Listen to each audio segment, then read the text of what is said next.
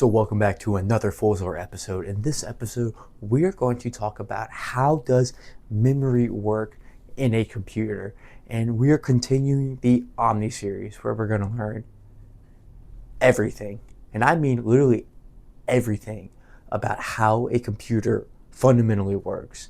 And so in this episode, like I said, we're going over memory. So we're going over data latches, data flip-flops, RAM, ROM, EEPROM, EEPROM, and etc. and everything you need to know about memory. But I kind of lied, because everything you need to know will be actually broken up into multiple different videos, but this one will be the first video on how do computers memorize. We're going to look at specific circuits, specific simulations behind the key concepts behind memory storage in a computer. And I do want to warn you, before you continue with this video, the editing will be kind of cut back drastically as the video continues, because this is an educational video and I just want to explain fundamentally how a computer works, not necessarily entertain y'all with my computer knowledge that I possess. But we're going to continue to edit when they're appropriate to increase our knowledge behind computer architecture, because dopamine spikes are bad for you and everybody knows that. So don't scroll, kids, don't scroll. But let's get back to how do computer architecture memory work. So we have two types of memory. We have the volatile and the non-volatile memory. Volatile means that once you unplug that power supply, all the memory saved is gone. Non-volatile means that once you unplug it, we're going to keep memorizing whatever data we stored in there. And you can see this practically in real world computers. So your SD cards, your little thumb drives, your SSD cards, your hard drives, your NVMe flash drives, all in your computer are non-volatile, meaning that once you unplug your computer, we still remember the data that you store there. And then our volatile is our RAM and our cache on our CPU, which we only need when the computer is running to memorize the data. And they each have pros and cons. So let's start with non-volatile. Your SSD cards, your hard drive, your SD cards, they're good, but they're kind of slow. And so they can memorize data without electricity, but they're kind of slow at doing it. So we don't want to store information that we'll need to access quickly on there. We want to store large programs that we can read from and then execute based off of. And that's why we store your video games, your photos, all of that on CDs and all of that. Your RAM is a little bit in between. It can't hold as much storage as your SSD cards and etc., but it's fast. It's very fast, but not as fast as the cache, and it's also volatile. So this is where you're going to store the program that your computer is running. You're going to store it on your RAM chip, so we can access it fast, but we don't really need to keep it there forever. And then our cache is going to store essentially what our monitor is going to display to us, or just memory that we need to access very quickly, and it's very fast memory storage. And actually, the cache and RAM have two different architectures that we're going to explore. So the cache has something called the SRAM architecture, and then our RAM has something called the DRAM architecture. DRAM uses a capacitor in order to store the 1 and 0, and the SRAM uses pure transistors. So the SRAM is by far much faster, but the DRAM can hold more information with less transistors, since we only need a transistor and a capacitor, while the SRAM we need about 7 transistors in order to make this. And so you can see that with RAM, we're going to kind of opt towards the DRAM because we can hold more data still relatively quickly, just not as quickly, but it doesn't need to be quickly in order to make computers fast in general. So we're going to opt towards that. We're going to see the exact architecture later in the video. And so also in the video, you're going to see something called PROM and EEPROM. PROM stands for Programmable Read-Only Memory, and then EEPROM stands for Electrically Erasable Programmable Read-Only Memory. And this is a way for us to program our CPUs in the future. Since we don't have SSD cards, we have to use our EEPROMs. And right here is actually a real-life EEPROM that we're going to demonstrate later in this series. But that's enough of me just kind of yapping to y'all about all of this nerdy stuff. So let's actually go into the simulation and see how this works in real time. So we're back in our simulation, and we're going to go over how we can make memory with our logic gates today. So we open up our little OMNI Series computer. You can see we're back exactly where we left off a week ago. Only difference is I renamed this thing add subtract, and like I said, it's just the little adder and subtractor we made from last video. So now we're going to talk about how do computers remember, so we can actually save the numbers that we executed or we add in from our ALU. And so we talked about two different types of memory. We talked about volatile and non-volatile memory. So this one will be all volatile memory, excuse me. And so once we exit the simulation, it will not remember its state at all. So I just want to kind of go over some of the basics right here. So we're going to whip out this NOR gate just like this. So if we have the NOR gate connected like this, or excuse me, I meant to say OR gate. So we have the OR gate like this. You can see the data just travels straight through as you would expect. But in order to save memory, we need to take the output of our OR gate and feed it back in through one of the inputs. And this creates actually such a special type of logic, because now once we activate it, the output turns on, which feeds back into the input, which will make it stay on. So effectively, we made this OR gate stay on forever. It cannot turn off. So it kind of remembered its last state, but this is not really useful since we can't really turn it off after. Once it's on, it's kind of on forever, which is not too beneficial for our little simulation. So we got to make a different circuit.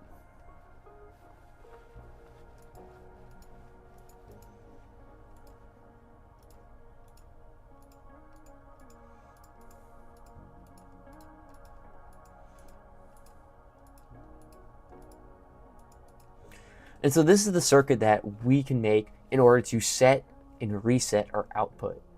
So you can notice that when we turn the OR gate on, we set it, because the OR turns high, the AND turns high, which feeds back into the OR.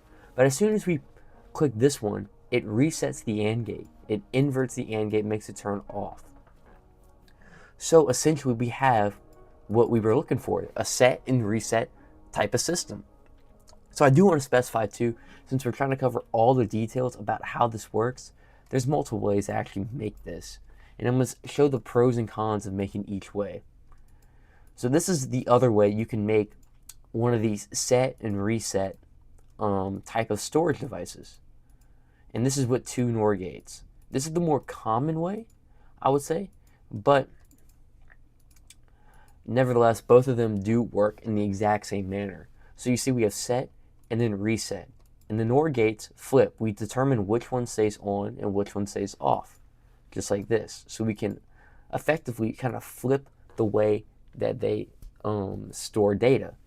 But this one has a flaw, and that's because when we turn the simulation on, or when we plug in our computer to power, it's random which NOR gate is going to turn on first.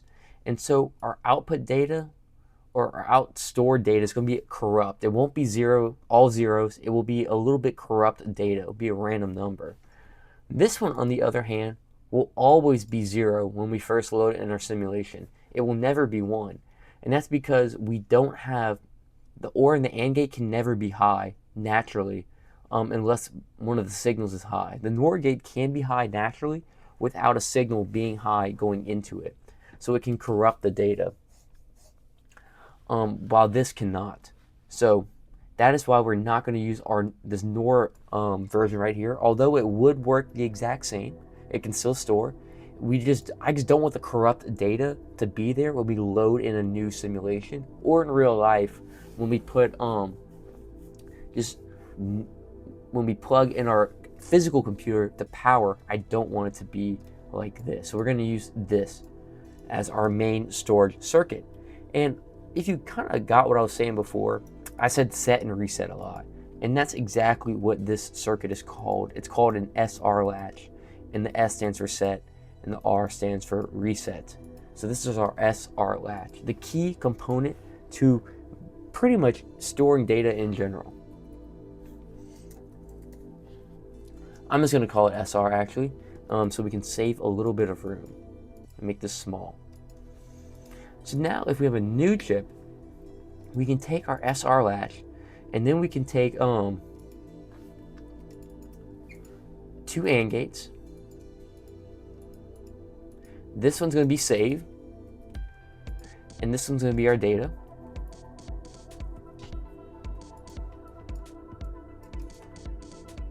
And then we can take a little NOT gate like this,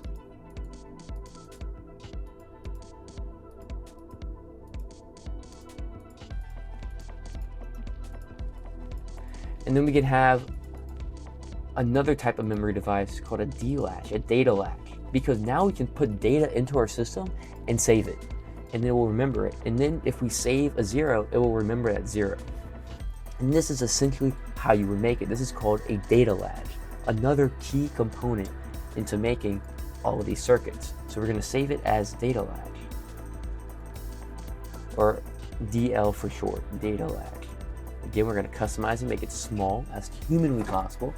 And then we're going to make another circuit. So we take 2 data latches,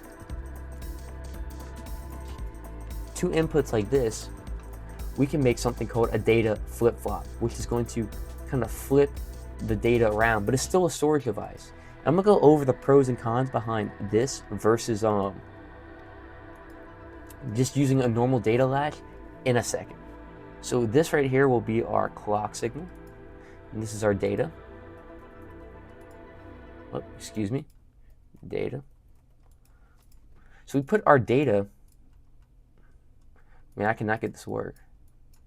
Okay.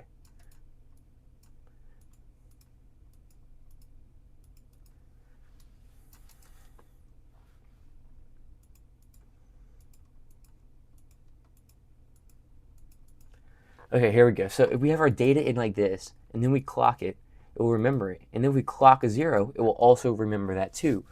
So you might be thinking, this really just works like one data latch. What is the point of having 2 of them hooked up like this?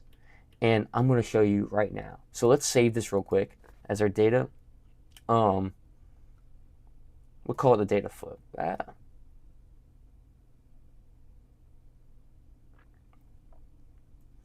We'll call it our data flip-flop for right now, at least. So this is fine. So yes. So let's go back to our data latch, and we'll see a key flaw in the system.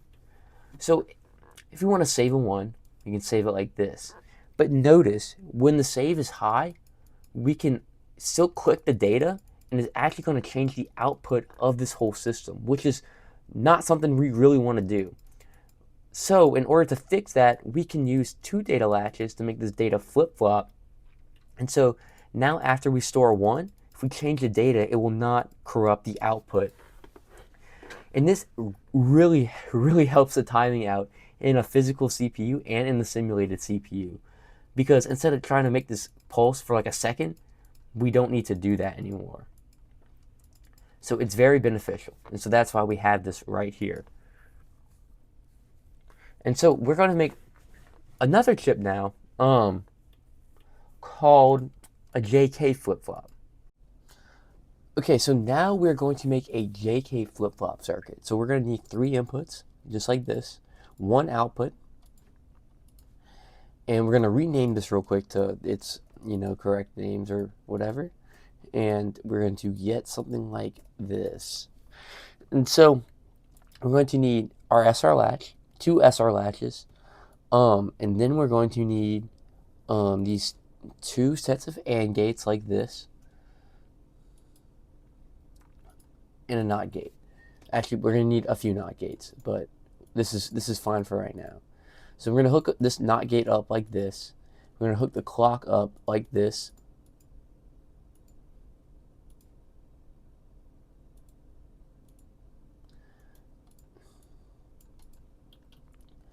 And we're going to hook these up like this. Okay, so cool. And then when we take our SR gate like this, we're going to need a NOT gate coming out of it. And we're going to need 2 more AND gates.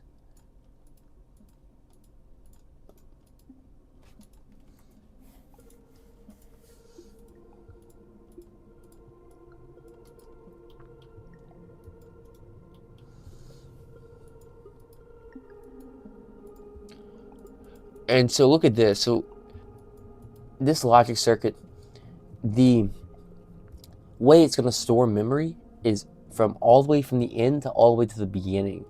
And so this is actually going to cause a pretty cool effect.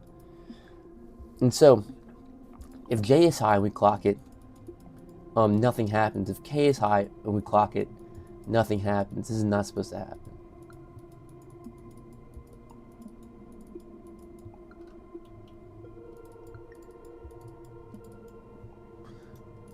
Okay, so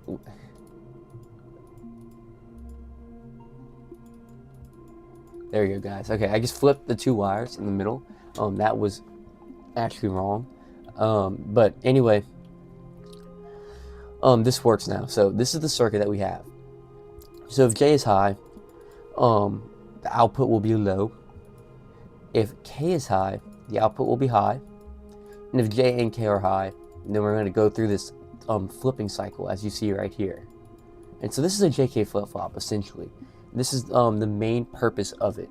So let me make sure that I had the J and K set correctly.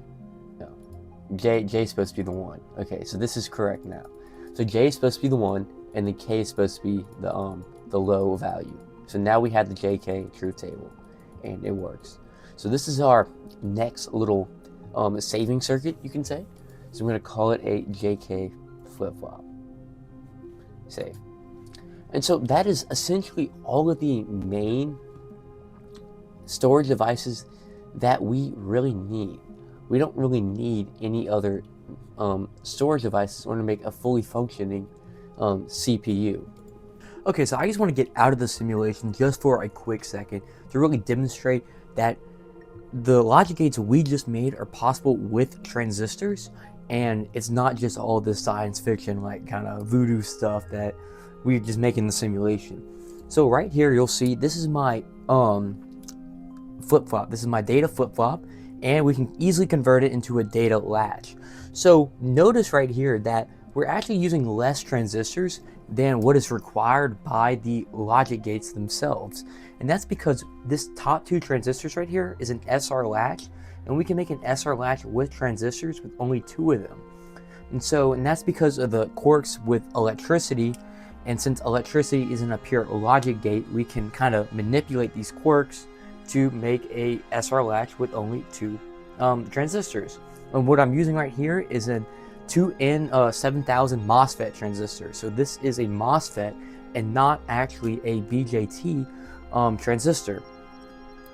And so let's see how this works. So if we pop the clock signal right here, or did it automatically, it goes low.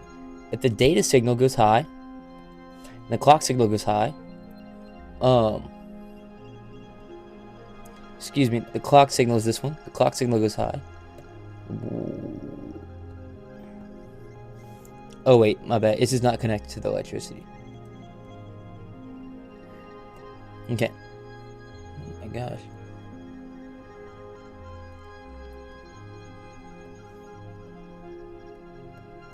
Okay, so if we put the data high and then pop the clock high, we save the essentially we save the data. The data is saved.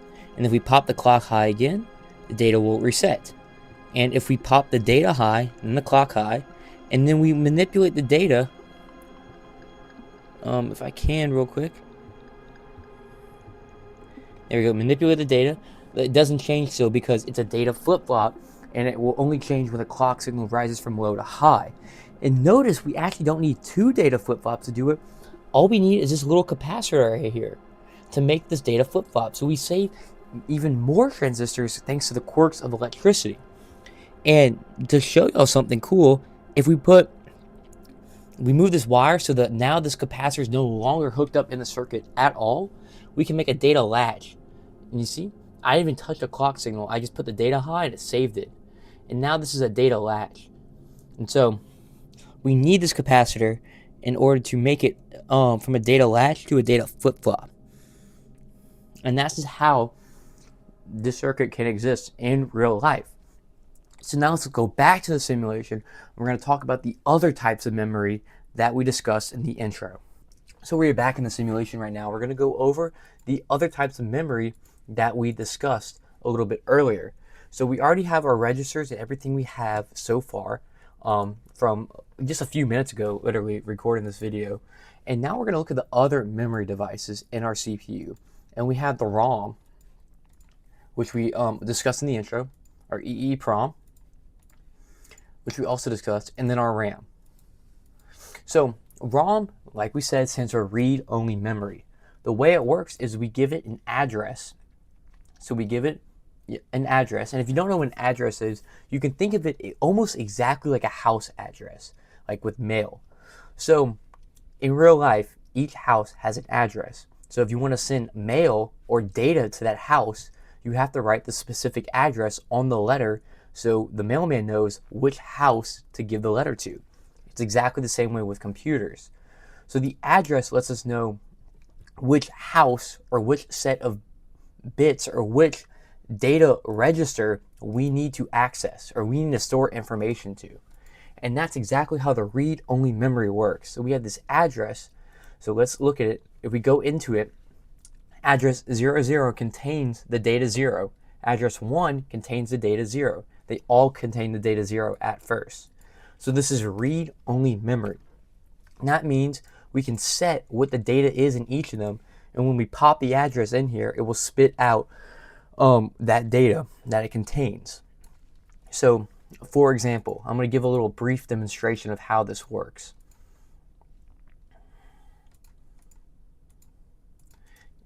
So we're going to have address 1 is going to contain the number 8, and address 0 is going to contain the number 2. That's it. So you can see when address 0 is popped in, 2 is outputted. And when we pop in address 1, 8 is outputted.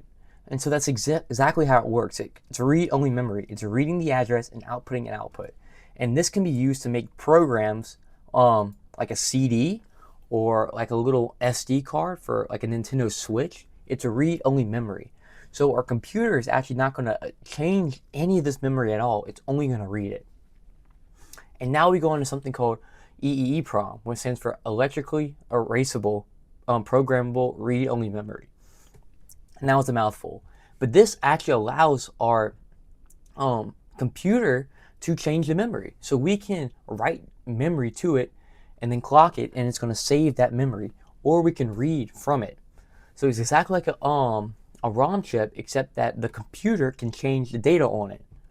And then the RAM chip is almost like the EEPROM, where we can send data to it, and we can change the data with the address. The only difference between the EEPROM and the RAM is that the EEPROM will hold its memory when power is out, but the RAM chip will erase all of its data when we reset the simulation, or in real life if the power goes out, and the EEPROM will still retain its information.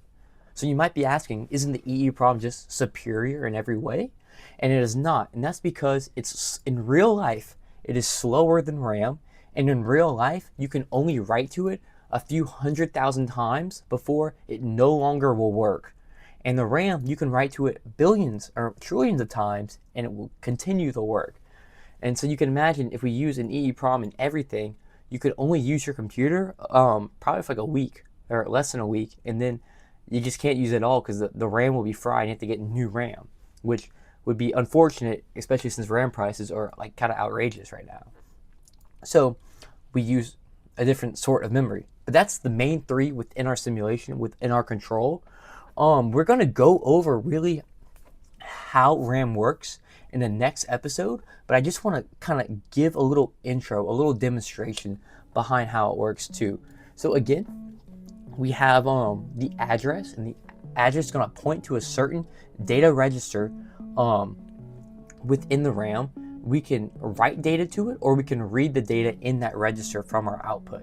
And that's where you can see all of this. And we have reset clock, so we can sync everything up, etc.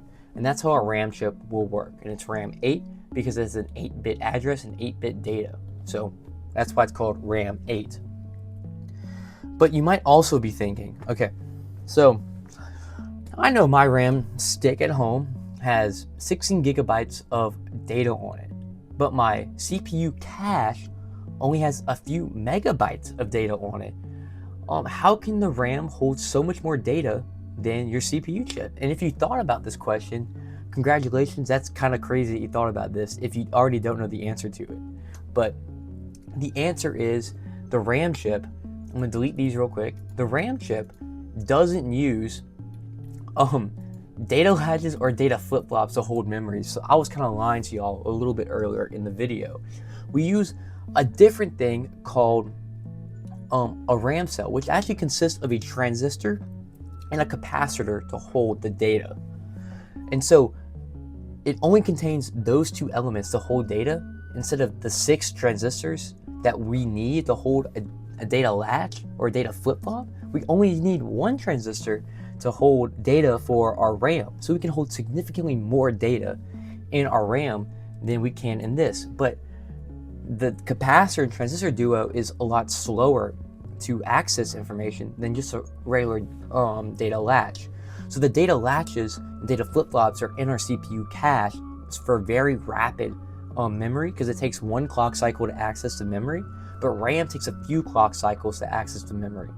And that's because of a weird little quirk about the RAM, and that is because the capacitor will bleed voltage out of it slowly through just normal electrical behavior. And since the capacitance is so small, because it's a very small capacitor, it will kind of bleed out this electricity quickly, and every time we read the RAM, it's going to lose a little bit of electricity just being read, simply just being read. So we need a way to constantly refresh our little RAM module, which takes clock cycles, which will make the RAM chip actually a little bit slower. And so that's why RAM is slower than your cache, but RAM is still much faster than your EEPROM or your SD, because that works on a completely different basis. And we won't be covering that too, because that will be a lot of information. But that's essentially how the RAM works right now. So, oh man, excuse me, I just hit my table. But now we're going to look at the RAM circuit and how we can make this RAM circuit with real transistors in real life. Because this is very hard to find online, how to make an actual RAM circuit. In case you want to go on the big quest to make your own RAM with pure MOSFET transistors, I have the solution guide for you right here. In the next episode, we're going to build a RAM module in our simulation from the bare bones, but we won't use it because this one that they have in the simulation is much nicer. But I just want to give a little heads up. That will be in a future video. But let's look at the actual electrical engineering behind the RAM module in our other simulation. Okay, so we are in another simulation right now. In this simulation, we're going to really demonstrate how this DRAM or how RAM works with our capacitor and our transistor. So it's a MOSFET transistor, capacitor, and then we have this op amp right here, and we have this 2.5 voltage going into our op amp. And so the way this works, let me show you how this works real quick. So the simulation is perfect. There's no leakage, there's no resistance in any of the wires, so it's perfect. So in order to make it imperfect, I added this resistor and this LED to ground, so we can show the status of our capacitor. This will let us know if our capacitor is on or if our capacitor is off, and it will also bleed current from the capacitor in order to light up the LED. And so in digital logic, or at least in our digital logic, a high voltage is represented as 5 and a low voltage is represented as 0. So if the voltage is under 2.5, we can essentially say it's a 0. If it's above 2.5, we can say confidently it is 1. And so that's why we need the op amp, to let us know what the voltage actually is. And then we feed it back into our thing so we can read and write back to our capacitor. So again, we have to have this little refresh circuit. That's pretty much what the op amp is in order for this whole thing to work. So let's write some data. So we have the data high, we're going to have write high, and we're going to keep it high going to our MOSFET. You can see that when I put the write low, the capacitor is losing voltage pretty rapidly. and it's going all the way down back to 0 volts. So if we go high again, we have to continuously refresh it, just like this, in order to keep the voltage at above 2.5 volts. So when we read it, we know, hey, it's a high voltage, essentially. And if we want to write a low voltage, we can. And then the refresh circuit will also continuously work for a low voltage too. And so that is how a basic DRAM module will work. And as you can see, it's more transistors just to save 1 bit, but when you scale it up to multiple, we can keep using the same op amp and the transistor count will greatly reduce. So we only need 1 transistor, we only need 1 transistor, and we only need 1 capacitor in order to make such a good circuit like this. And this is how it works in real life. So this is the actual DRAM circuit that I've made in real life. And you can tell because we have the capacitor, single transistor, our op amp, and then our read and write transistors right here. So let's do a little demonstration. If we write data to it, it goes high. But then after a few seconds, it goes right back to being low, as you can see. And we could also write low data to the circuit. So we need a refresh circuit, which is right here. So when it goes high, we can continuously refresh it to being back to high, just like this. And if the circuit is low, the refresh circuit will continuously refresh it to being low. But that's just not too exciting. Oh, excuse me, just hit the camera. That's not too exciting because we can't really see any data. So again, it does work. It's exactly the way it is made in the simulation. It is made here. But just want to give a little demonstration about it. Now let's go back to Dominic, or me, and we're going to talk about the RAM, which is the last part of this video. So this is our little RAM module right here. It's an LS189 chipset. So it uses BJT, transistor logic. And it also uses SRAM instead of DRAM as a transistor logic. And you might be thinking, Dominic, didn't you just say that RAM uses DRAM? I did say that. But that's because modern RAM holds billions of transistors onto a single chip die. This one we're only holding like maybe at max a few hundred, because all we have is a 4-bit address input, a 4-bit data input, and a 4-bit data output. We also have our chip select button, so we can know we want this chip to be activated, and we have our read and write data pin, which is this black cable right here.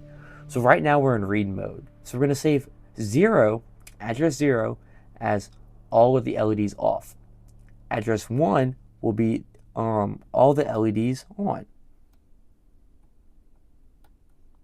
All the LEDs on. And then address 2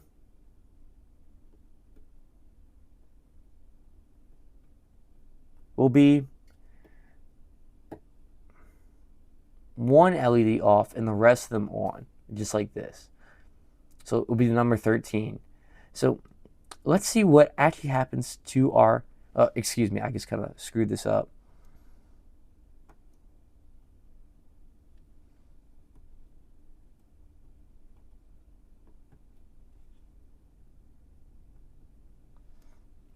Yeah.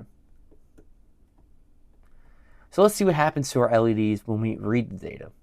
So remember, 0 is all of them off. And it looks like 0 turns out to be all of them on. And that's because that the signal that this chip produces is actually the inverse signal of what we store into it, which makes no sense. So we go to 1, we put all of them on. So 1, they're actually, all of them are off, which is kind of weird. And if we go back to 2, we said that all of them are on except 1. Well, all of them are off except 1 for 2, which again, it makes really no sense why they designed it like that. But the output is actually the inverse of the input. So you would need a NOT gate after this chip in order to re-invert the signal back to a normal signal after. But that is how this chip essentially works for a brief demonstration. And we can do this 16 times because that's a 16 address. But that is it for this episode of how memory works in a computer. I hope this was very educational, because we talked about a lot of different stuff, more electrical engineering side, I would say, than the actual computer science side, which is not really that prevalent on YouTube. And so I hope this did help a user or somebody who, in their quest to make a DRAM chipset or a DRAM module in their journey of knowledge. But thank you so much for watching. Again, look in the description with Discord, other links, schematics, whatever you need is in the description. Next week, we're going to continue the OMNI series, but we're going to have a little deviance in our what we talk about, because I have a big project that I'm very close to finishing. But thank you so much for watching this episode.